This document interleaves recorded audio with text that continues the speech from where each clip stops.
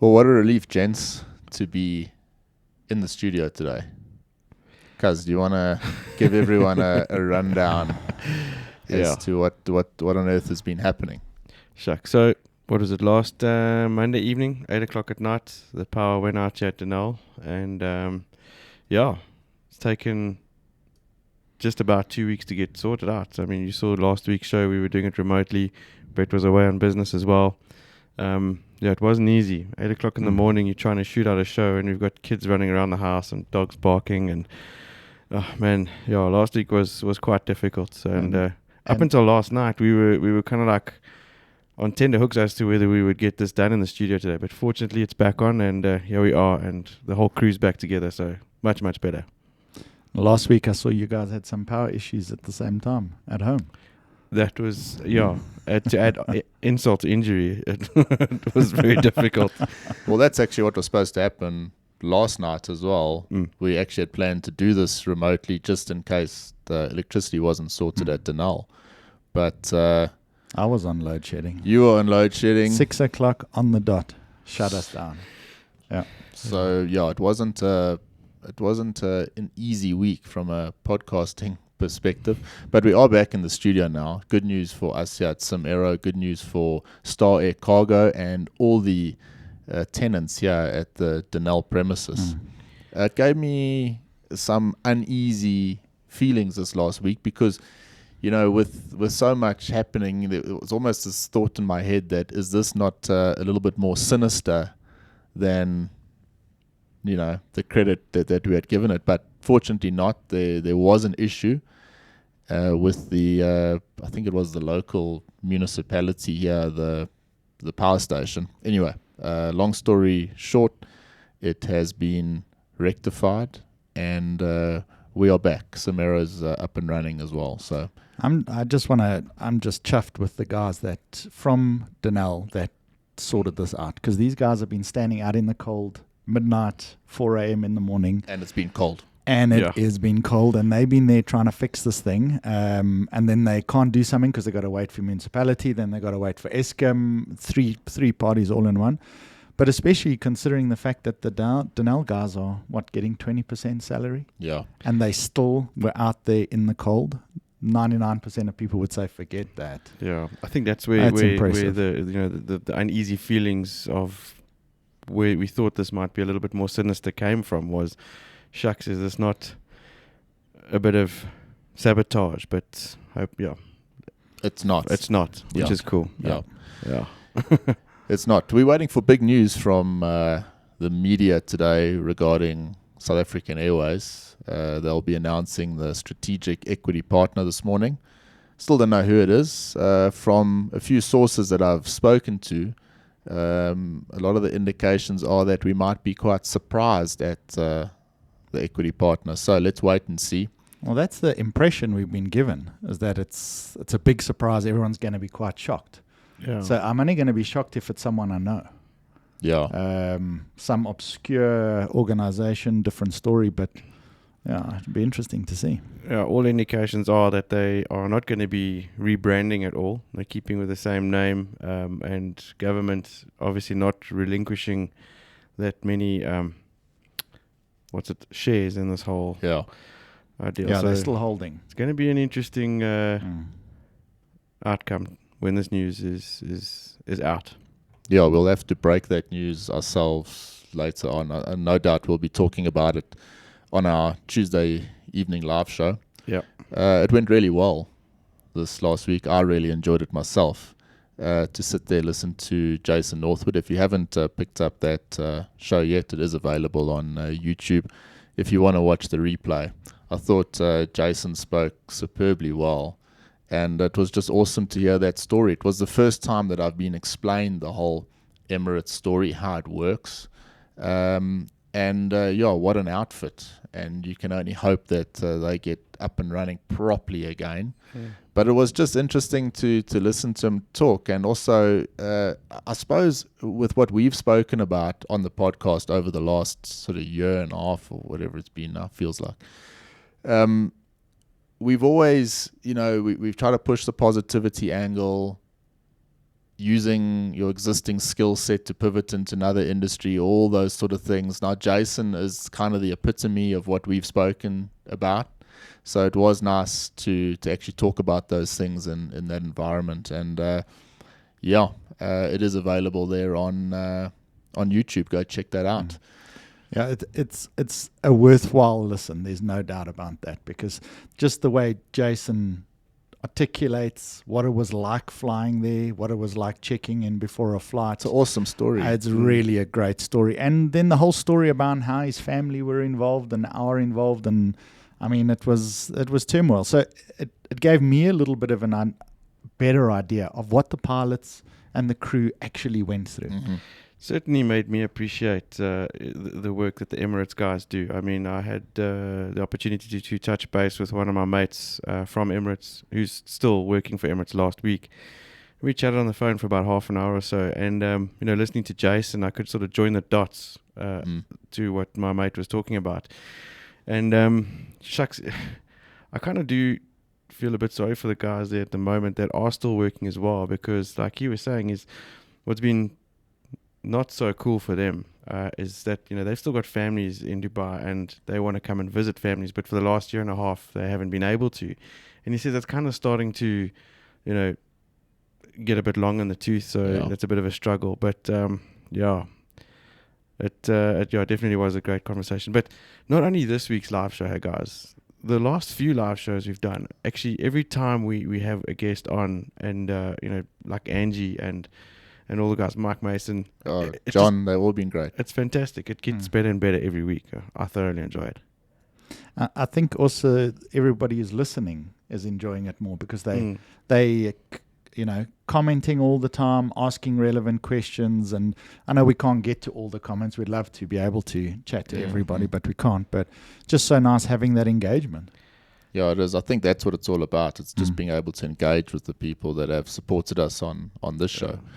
And obviously no stopping on this show. We're trying to actually formalize this a bit, and I actually want to throw it out there because there's some exciting news coming from Apple Podcasts. They are changing up the whole podcast platform, and we obviously are going to be part of that, and we're looking forward to trying to not only improve our product but improve the way the product gets presented on the various platforms. So look out for a big change on Apple Podcasts. There will be some subscriptions coming, paid subscriptions. So what we're thinking of doing, and I'm going to throw it out there as well, the podcast will always be free. You'll always be able to access the shows. No question about that. What we haven't been doing, though, guys, is posting the live shows as an audio version only podcast. They've existed, they're live obviously on Facebook, and then it's on YouTube. So if you want to go catch the replay, you've got to go across to YouTube and watch it there. And it's working fine. However, I'd like to, from now, with the success of the live show, I'm going to start pushing that out as a podcast version as well. So, what we'll do then is more than likely, and this is a bit of a trial and error thing for us, got to see how it works. But, these sites like Patreon, we've been using Patreon for a while, and we have a few people that actually support us on Patreon. One of your good mates, Ryan.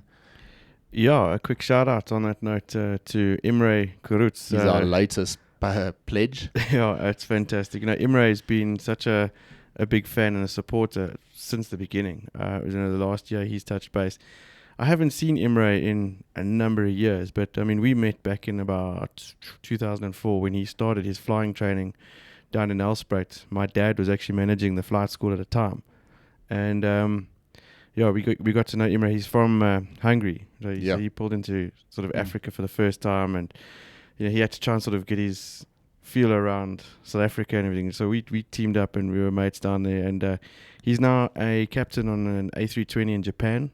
He's had a pretty cool flying career, and that's just so great to have Imre as a supporter and a fan, and he keeps in touch a lot. So shout out Imre, thanks very much for your Patreon support. We do appreciate it, and hopefully sometime soon he'll have the capacity to join us on the live show as well. You guys can meet him. Yeah, no, that'll be I look great. forward to that. Yeah. And obviously, Patreon's been around for a while, so we've got a $5 a month option and a $10, and this is not really to get anything extra. It's purely as a pledge of support for us to be able to add to the show. So we don't advertise it that much, but what's happening now with Apple Podcasts is they are opening up an option very similar to that. So we'll have a fairly cheap paid option where you'll be able to access a few extra things. So I want to throw the bloopers on there. I want to put obviously the live show will be on there as well. So basically just expanding the reach of the actual podcast. The podcast has become such a big thing to us that we might as well basically give our listeners and supporters as much as we possibly can. If you had to see the setup this morning, then you'd appreciate it a bit more. Anyone that's been into our studio will know that the studio the door gets taped up. Obviously, the simulators are outside, so a nice loud noise. Brett can see where this one is going. Yeah. And I can see straight away. It's like, guys, I think I'm officially off the show. I was just going to say, no, when you said you're going to add the bloopers on, and I was thinking, no, but the more we do this, the better we get, the less bloopers we have. Yeah, right. But maybe not so much. This one is on you. So what happened, Brett? What happened this morning after we taped the door down? Well, I think it was just such excitement from our side. Few butterflies in the stomach there. Well, I don't know if it was butterflies in the stomach, but it was something in the stomach. And Ryan had spent 10 minutes taping the door up with duct tape, locked the door, sealed the little door latch, everything. And as we were about to start, my phone went off, and then my stomach also went off. So I had to rip everything open. And not so easy getting out of the tape door. Anyway. The funniest thing was, I just got to add this as well. It's like watching Brett trying to get out the door reminded me of this joke that's going around, this meme where it says, you get your belt, and then your belt when you need to go to the bathroom, and it's got a picture of a Rubik's Cube in front of the belt. And it's kind of like watching Brett trying to unravel the Rubik's Cube. That was funny. And then on the way back in here, then I had a client decided to stop, and he wanted to talk. So I spent 10 minutes outside chatting. Needless to say, it's a good hour later than what it normally is when we push. No, that's not the whole hour my fault now. That was 5 minutes later. Yeah, anyway, this is an aviation podcast, so should we talk about some aviation things? Well, I flew out of here, so there we go. It's funny. Obviously waiting for that big news with SAA. We'll report on that when we can. Fly Safair, quite a nice offer they doing. You see that offering free flights to children in need of specialist healthcare. So Elmar Conradi posted that on LinkedIn the other day. It's really, really cool. I love that story. It's passionate for me because I lived down in Cape Town for many years, and one of my neighbors, she was the specialist surgeon looking after the Red Cross. So she did organ transplants for cancer children. That's all she focused on. And one of the things that came out there was some of the parents hadn't seen their kids for 6 months to 12 months because they couldn't afford to get here. Sure. A lot of the kids were stuck in the rural areas because they could not get into Cape Town because there's no ways their families could afford a flight for them, even for them alone, putting them on with medical. Just there was no assistance there. So as soon as I saw that, I was like, it just took me back there, and you can just imagine what that. It's okay. So it's not free for the families and that, but just to get the kids in for emergency treatment or specialist care. Man, I take my hat off to Elmar and Safair for doing that. That's just brilliant. I read somewhere as well that LL Airlines are doing the same thing. Obviously not quite as the same as Fly Safair, but they, I think, as in an effort to try and get people to fly with them, they're offering free flights to children as well, like across the board. It's a nice offer. It is a nice offer. It got me thinking a little bit with being innovative.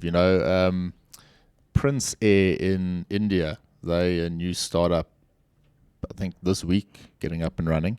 But that's another subscription-based airline. So you pay a monthly subscription. I think it's about $750 or so a month. And you can fly anywhere on the network as many times as you want.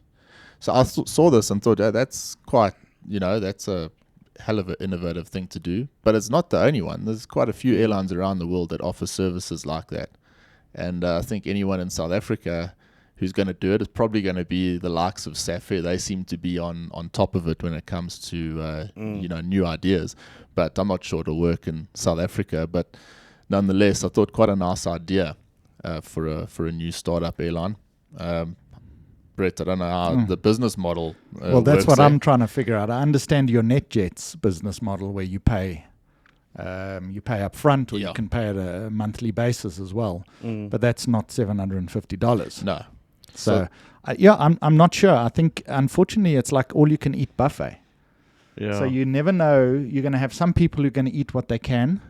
Others are going to eat what they can plus what others can eat as well in the same sitting. So you're gonna have your losses somewhere along the line and your gains. I think there might be room for that, though. I mean, if you just think about it quickly off the top of your head, an airline like Lyft, they're kind of trying to pull into the market and be a little bit innovative and everything. So it wouldn't surprise me if they tried something like this. But I mean, there could be different levels of subscription. You get your basic, your premium, your deluxe, and then obviously at a certain rate you get preferential booking. Could work. Good. I think with this one, they obviously are trying to tap into the business traveler, and that does make sense. You're not going to buy your family of four subscriptions because you might want to travel. I suppose from a business perspective, it does make sense. Yeah. And I think maybe it's targeted at getting that business travel kick-started again. Yeah. If you've paid for the ticket already, you're more inclined to jump on the aircraft and go to Cape Town, have your meeting, then you might have been, just to go and buy a one-off ticket. Anyway, it's something that we'll try to keep a close eye on because I do find it quite interesting there. And, again, nice to see aviation being innovative. Spent a lot of years in the sort of the background there. Other markets were always, doing new things, trying new things, and aviation very, very conservative. No doubt it will remain conservative, but nice to see some new ideas. Well, we spoke about quite a while ago about shifting things around, shifting things up, and it's not so easy to do that in the airline industry. So you've got an airplane that's got to take off at a certain time, land at a certain time, So, but when you're able to do different things, but we've seen this from a tech side quite often now. They're identifying weather routes and weather patterns and changing routes and saving fuel and doing the whole Uber type of concept and that. So it's actually quite fun watching what's going on out there and see where it's going to change. No, for sure. 2.7 billion going to SA. Some of that money will be given to the subsidiaries. So Mango Airchefs, they will be benefiting from some of that. Let's wait and see who this equity partner is. Then we'll comment. Yeah, can't say a thing at the moment. Yeah, can't really say much. We don't know. So, we'll wait and see. Denel, we obviously spoke about. You mentioned around 20% salaries for some of the staff. Not good. However, what made it even worse this week, obviously, all these power failures and that, it is sorted now. Nice news for ExecuJet. I don't know if you read the story. They got their FAA approval. So, corporate and VIP aircraft maintenance, they're now an official MRO. And nice to see. Obviously, quite a strict audit they went through. So, You can just imagine how strict that audit was from the FAA. I don't think they hand those things out lightly. No, they don't. Yeah. I mean, look, they're now permitted to inspect, maintain, and make alterations to US registered aircraft. That's the engines, avionics, flight instruments, and other accessories as well. That's, of course, at their Lanceria Repair Center. So good job there to ExecuJet. Yeah. I suppose it makes sense. I mean, these business aircraft are, most of them that come in here are N-registered. So there's that option there. Nice. It does make sense because a lot of them that are out in Africa, because I've got a couple of friends in the corporate market all flying November registered aircraft throughout Africa that are based there. And it makes sense for them to be able to come down to South Africa for their maintenance rather than have to cross the pond every time. So, so it's a good move. Good job on that side. Mauritius, not quite in Africa, but anyways, similar sort of market. Surprise announcement from them. the administrators announced the postponement of their meeting with the creditors that was scheduled for the end of June, 2/22 now. It was for the end of June. It's now going to be at the beginning of 2/22. So I haven't, to be honest, followed Air Mauritius too closely, but it does seem strange that a meeting due this month for an important thing like that is postponed to the beginning of next year. It makes me think maybe another proper state-funded, through the side, strategic equity partner deal going on there as well. Probably. Could very well be. Yeah.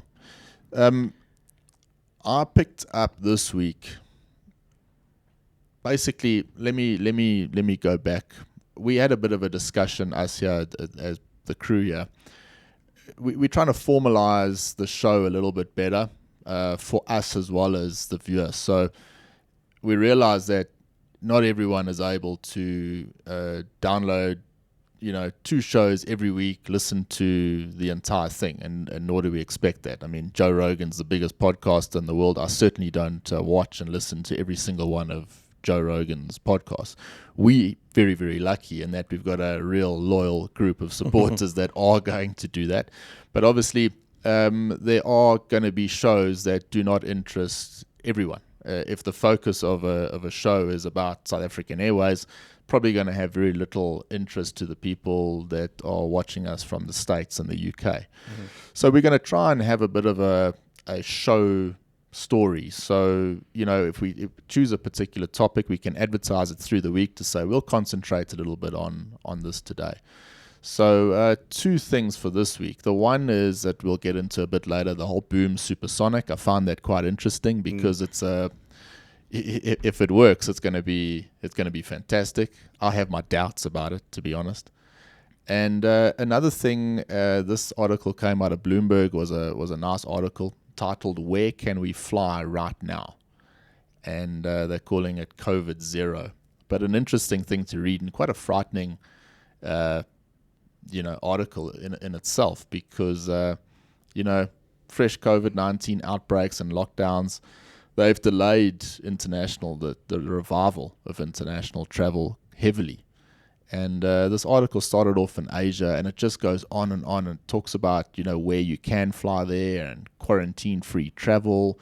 Like in Singapore, that's been shelved. That was supposed to open up, but because of a fresh outbreak there, it hasn't.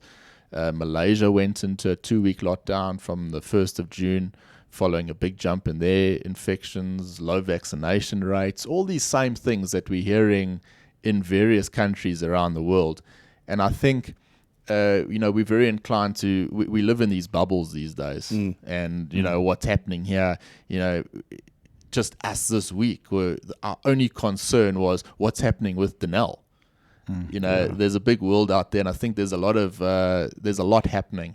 And if you start to look at these things, it's concerning in a way, but it's also it kind of makes you realize that we're not the only ones dealing with a bit of adversity here, and obviously with our power cuts and that this week, and Eskom doing their thing, it's very easy to get negative about the current situation and negative about the country. I think it's quite important we are here, we got to make the most of it, and we need to benefit and thrive with what we have. So that's up to us.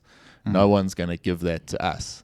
So maybe a little nudge there from me this week to say, look, last week, Ryan, I mean, it was a difficult one because Brett was away on a business trip. Yeah. You and I got together to do the show, and we restarted. We had to.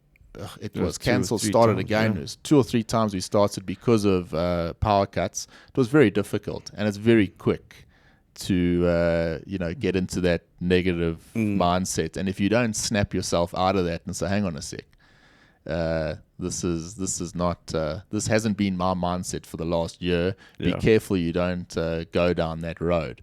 So I think that's my sort of little boost for the week. But Ryan, maybe you jump in next, because you pushed out a hell of a nice article, And that obviously came from a bit of inspiration somewhere. So you obviously felt that as well, that maybe, if you don't watch your thought process, you don't watch your mindset, very, very quick, you end up in a poor state of mind. So I enjoyed that article.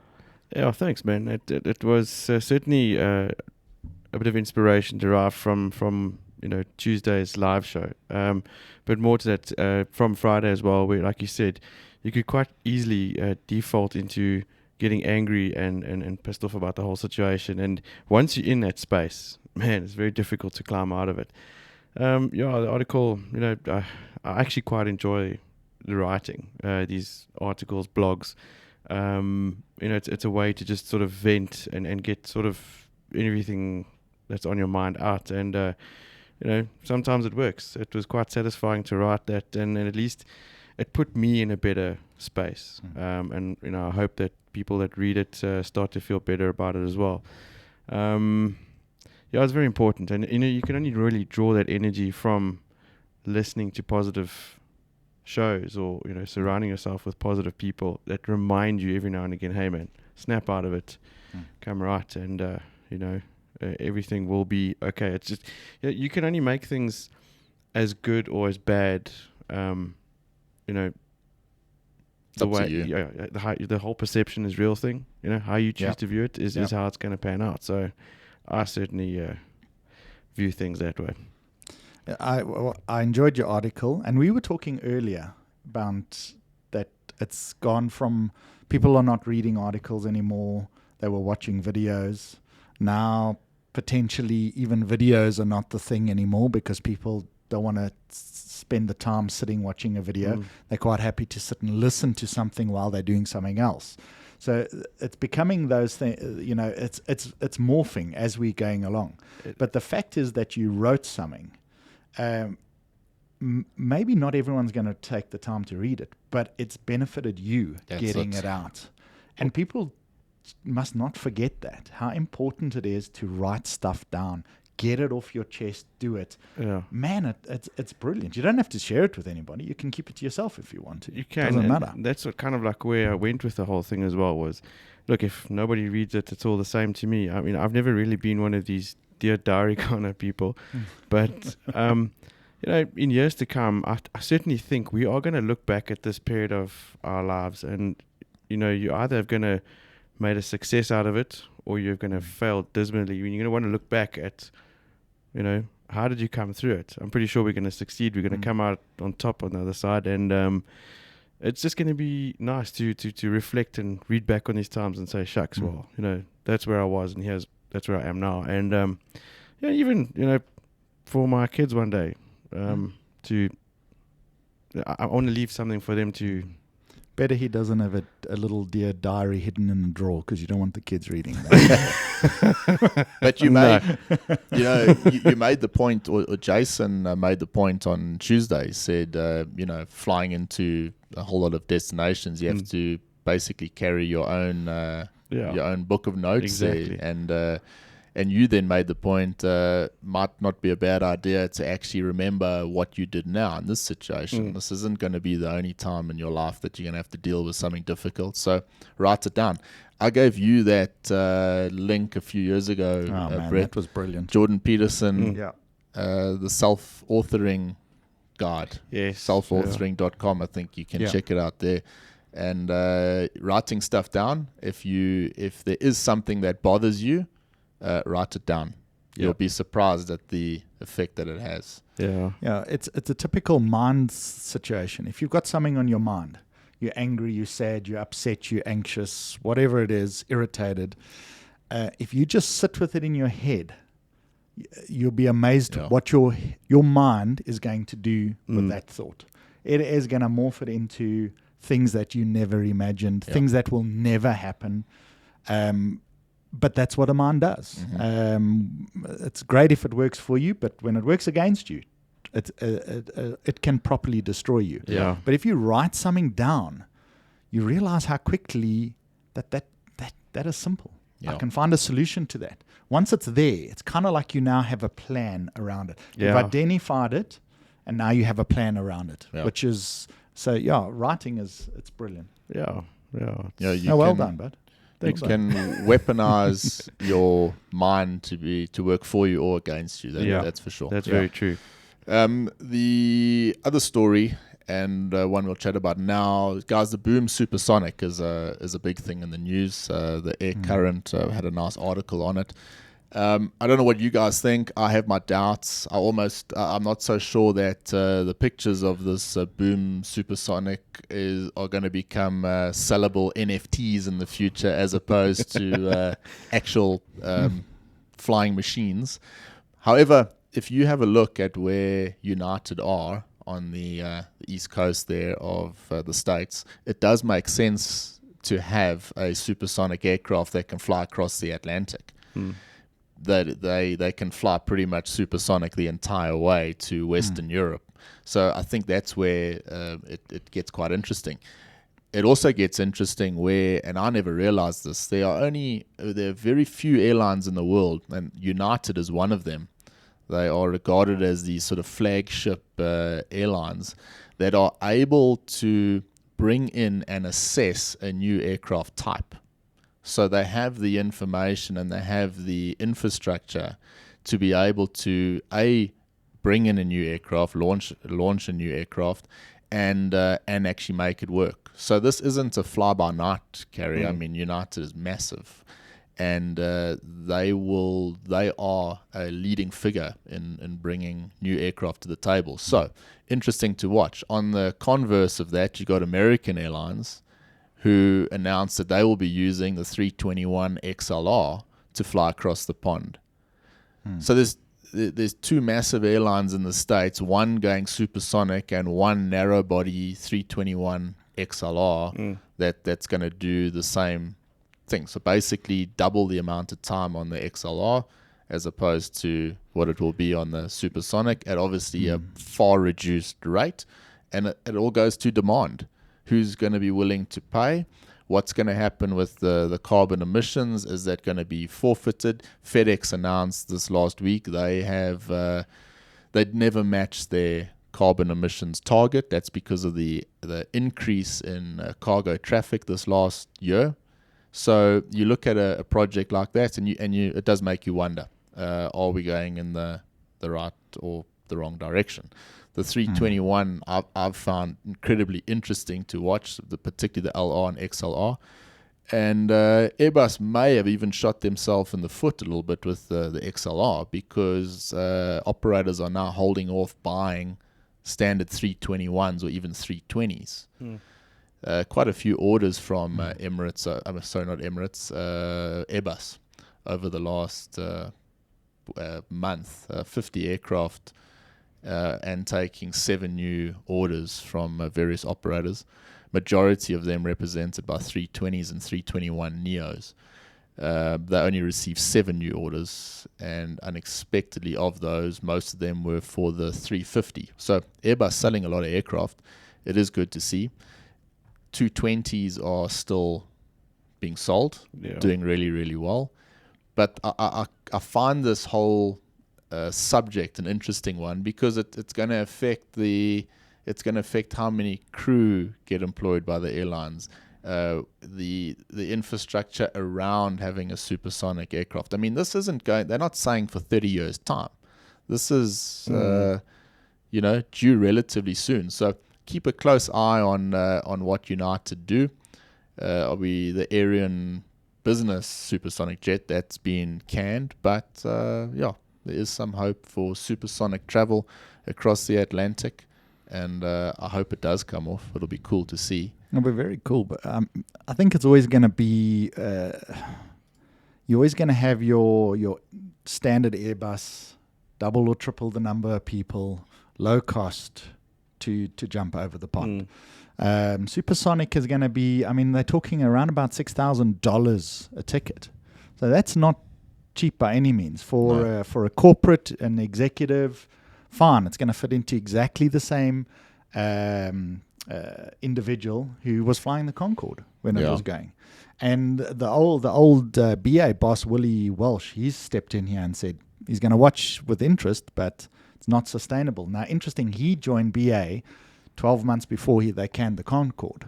So he's obviously had a very careful look at, obviously, the costs of running it, fuel costs, all of those things. How many people are going to buy it, tickets on it, what is a sweet spot when it comes to a cost for something like that. So, yeah, I mean, it's attracted a lot of attention. You obviously have to listen to someone who's got the experience to say this is not going to work. He doesn't think it's going to work. But at the same time, that was 40, 50-year-old technology. We're dealing with something completely different now. Exactly. So that's what I'm hoping for, that the technology and the design and all of this, and to have attracted United's attention, must be good. There's no doubt about it. Even though one hasn't flown yet, I believe they're wanting to fly one a shutdown or small version by the end of this year. Yeah, they're going to have a full-on prototype by the looks of it. But you know what's interesting with this? It's a sign of the times in all industries, sectors. The comment made by the United CEO was, how can you afford not to go all in on something that might take off to be, excuse the pun, but become the next big thing? Yeah. Exactly. It doesn't cost them much. The upside is huge. The downside, well, not really. Yeah. So that's I guess why it's a real modern way of thinking, and it's exciting. Everyone misses seeing the Concorde in the sky. So yeah, we actually had a conversation with your dad the other day in the office, and he was telling us about his Concorde experience. And it's the first time I've actually ever spoken to someone who's been in the Concorde, and it was just awesome to listen to the whole story. The way your dad explained it and what the experience was like was flippin' cool. The way it played out in my head. Yeah. And I would love to see something like that flying again. On the flip side, though, there are, we've spoken about these concept cabins that that's quite a it's been in the news. Yeah, I see it quite often now. Toyota are jumping on the bandwagon where they've got this design to try and change the overhead bins into what they call a cloud capsule. So you'll be able to climb a little stair and actually lie in this. Like a bunk. Yeah. So they want to redesign the whole thing. Your luggage would probably go underneath the seat in some sort of a remodified shape seat type thing. And you'd be able to, obviously at an extra fee, sleep in the overhead bin. So again, that might make the whole long haul travel in a slower aircraft still a little bit more attractive, where the guys say, well, I'll pay for a cheaper ticket, but at least I can, stretch. Yeah. And well, that is the flip side. I think that the travel, are things going to get so busy that you're going to actually enjoy sitting in your little cocoon there for a period of time, get all your mails done, particularly when you talk about proper in-flight Wi-Fi, not what we've had. So you can actually get a lot of your work done. I think the demand that was there for the Concorde from business travel, we'll watch the space and see what happens. Talking of those 321 Neos, 10% per passenger less cost than the 320 Neos. So the 321 is a real hotshot airplane in demand right now. And that's why I say the XLR, people are waiting to see the figures, the proper figures, the operational figures on that aircraft, and to see if it's not worth going the XLR route. So interesting to watch from Airbus at the moment. Boeing jet deliveries in May hit by another 787 snag. So they just can't get it right there at the moment. Yeah. Not the best. But did you see jumping across to Africa, but the clients of ours, Brett, Airpiece, some of their employees foiled a baby smuggling plot. Yeah. Not the first time they've done it as well. I think Airpiece have been this is the third occasion where the crew have stepped up to the plate and managed to spot something sinister going down, and they've foiled. So it's awesome. Well done to those crew. Yeah, good job. They spotted it, stopped it in its tracks, but the fact that it happens is shocking all in itself. Not the best.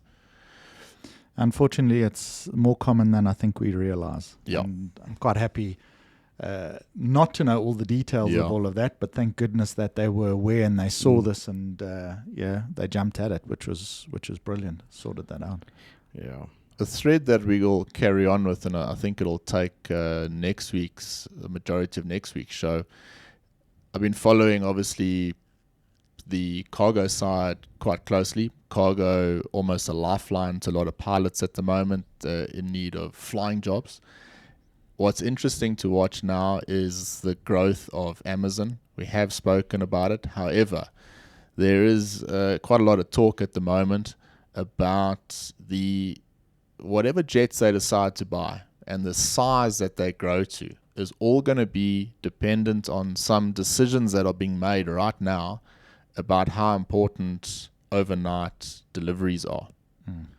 So if they go the route and say that immediate delivery, overnight delivery is an absolute must, Amazon is going to be massive. The airline, I mean. Obviously, Amazon's massive already, but the airline is going to be huge. So watch this space. They've operated below FedEx and UPS, and obviously they all, FedEx and UPS and DHL, all big clients of Amazon. But Amazon growing at a remarkable rate. They've been conservative with 767s and a few other smaller 73s. However, they're looking at the model now, overnight delivery becoming such a big thing. The size of Amazon cargo is going to be huge. I think overnight delivery is imperative because, when I buy something online and they tell me it's only going to arrive in 3 or 4 days' time, you lose it straight away. Yeah, 'cause I just hate waiting. I hate it. In the States, there's certain delivery companies you can order from the other side of the States, and they're guaranteed to have it to you in 2 hours. Jeez. 2-hour delivery Yeah. throughout the States. That is cool. Obviously, they've got to have depots all over the place. Yeah, But the infrastructure. that's where it's going. I mean, I agree with you. I hate the fact that we've become this humanity that when you want something, you want it now. There's no waiting for it.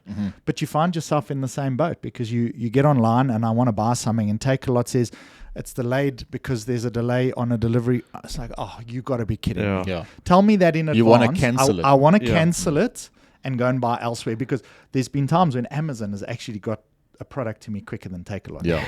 And that for me doesn't work. Yeah. So I agree. That overnight thing is I think it's so important. It's going to create a lot of competition in the whole e-commerce world, depending on how quickly people can receive their goods.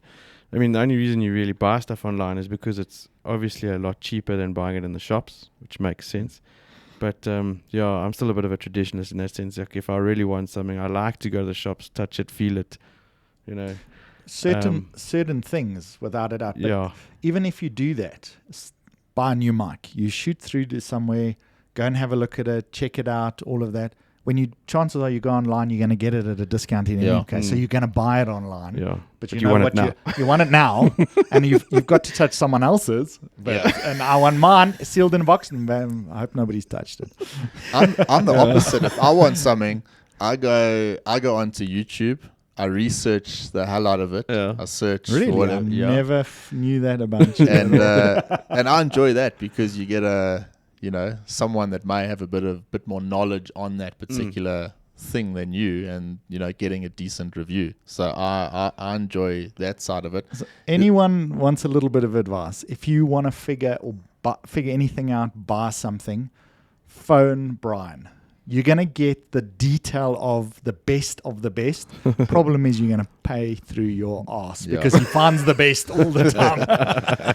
11% of businesses now have their goods are available online. So not necessarily just e-commerce buying a product. I'm talking even us. We're on the web, and those of you interested in Web 1.0, Web 2.0, and Web 3.0, we've now gone to Web 3.0. I'm not going to go into that now, but I will at a later date. And it's interesting to watch because That means there's 89% of businesses that are not yet online that will be coming online in the next 5 years or be obsolete, which is that's not a threat. That's just a reality. That's reality. Yeah. So we'll watch that closely.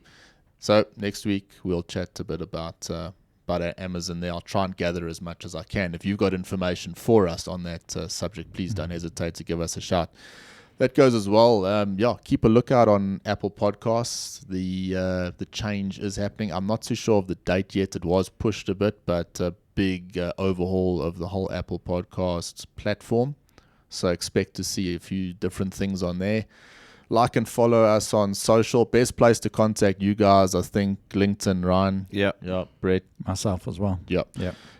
Best place for me as well. Contact us on LinkedIn. Live show, of course, goes out on YouTube Live. It goes out on Facebook Live. So check us out over there. This week we got Ben Hall from the UK on. He started Pilot Base. He was with Etihad before then. So I'm looking forward to hearing from Ben. Good guy.